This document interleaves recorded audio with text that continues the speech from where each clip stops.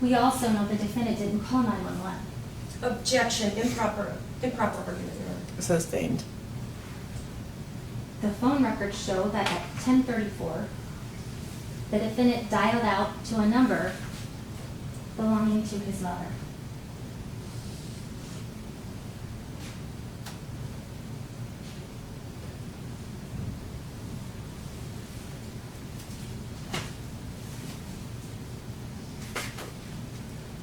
Anna Cox was right. The scene reveals the evidence necessary for you to come to a conclusion as to what happened. The defendant loaded his firearm with a magazine.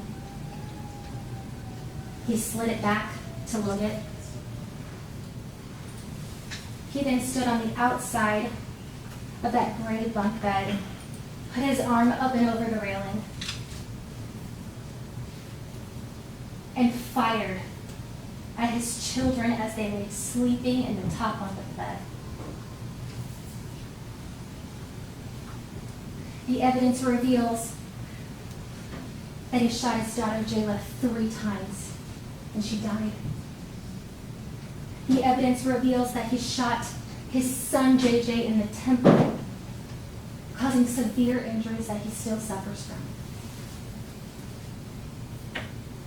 The DNA puts the firearm in his hands. The trajectory puts the firearm in his hands. And members of the jury, the evidence, when put together, forms an arrow pointing at the guilt of only one person in this case. The defendant, Jermaine Bass, murdered his daughter, Jayla Bass, who was 5 years old. And he did it with intention, he did it with precision, and he did it with premeditation. The defendant tried to kill his son, JJ. And he did it with intention, he did it with precision, and he did it with premeditation. And the law and the evidence demand that you find him guilty.